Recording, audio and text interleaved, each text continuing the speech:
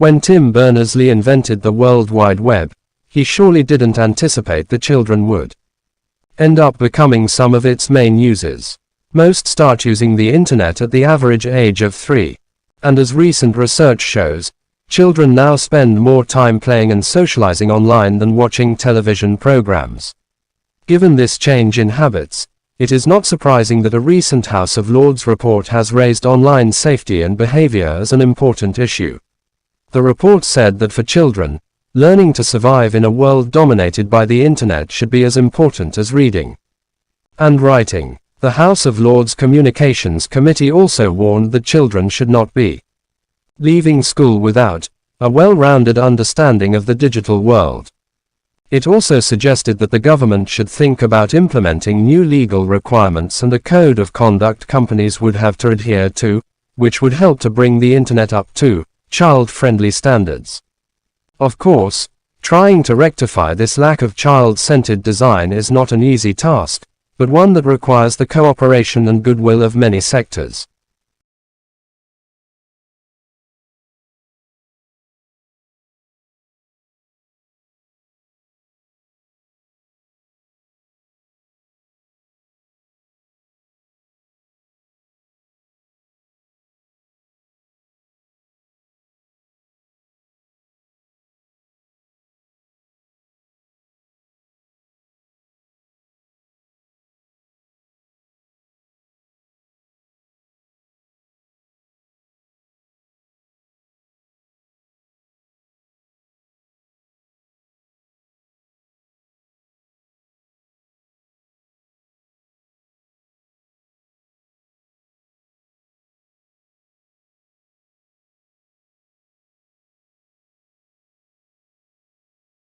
An essay is a chance to identify your read and learned.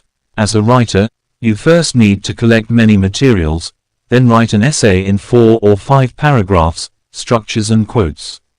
If someone is searching for a book or article to read, he or she will decide from the very beginning whether this work is worth attention. If you want to wow your teacher, polish the introduction, especially the first couple of sentences. Add an essay hook, something interesting, funny, shocking, or intriguing to win the reader's attention.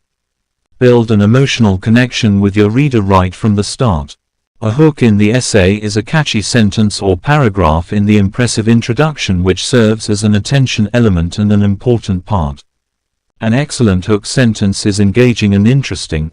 It is a perfect method to start an argumentative or persuasive essay. The hook for your essay often appears in the first sentence. The opening paragraph includes a thesis sentence.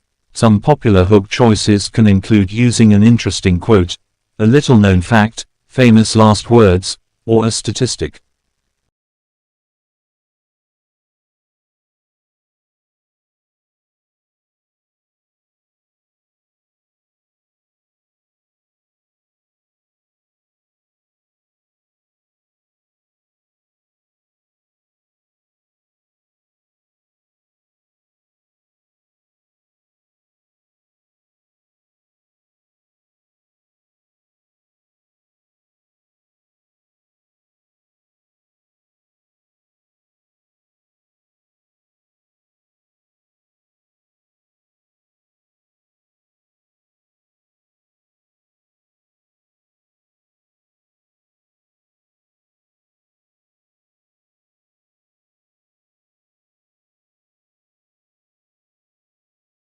Frogs are a diverse and largely carnivorous group of short-bodied, tailless amphibians composing the order Anura.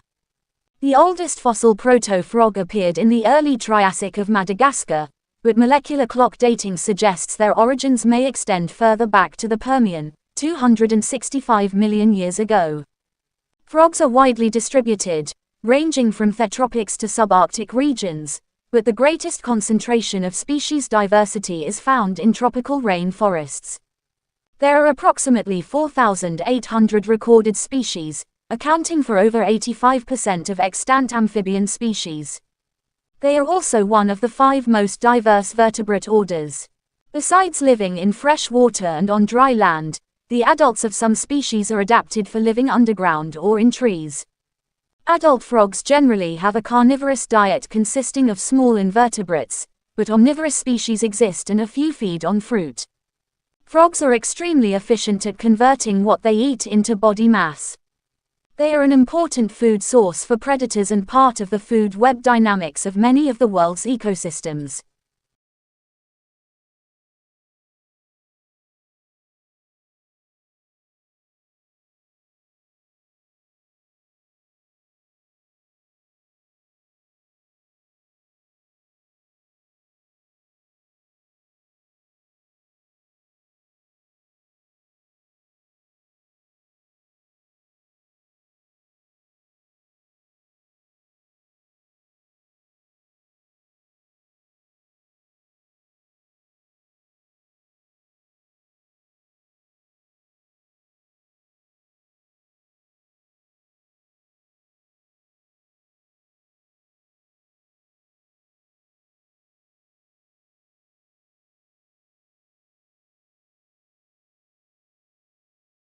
What nutritional guidelines should we be following? Well, probably the best source of nutritional guidelines are those that are issued by the American Cancer Society or the National Cancer Institute. And the American Cancer Society, for example, offers 4 really basic, simple nutrition guidelines.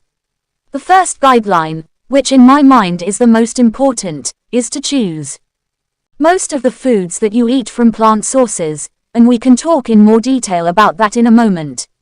The second guideline is to limit your intake of high-fat foods, particularly from animal sources. The third guideline is to be physically active and achieve a normal, healthy body weight.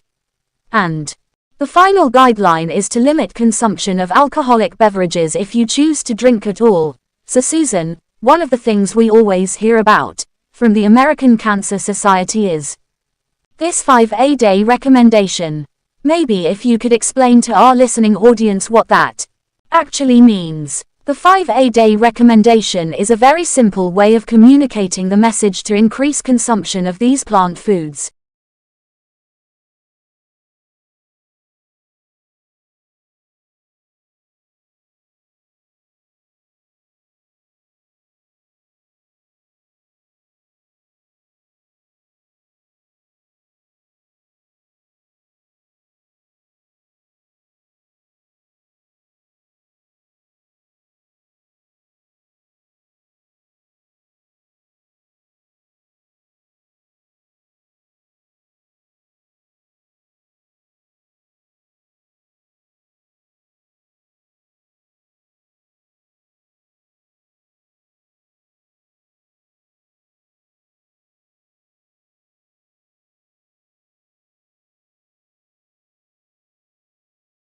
Brand loyalty exists when consumers repeat purchase your brand rather than swapping and switching between brands.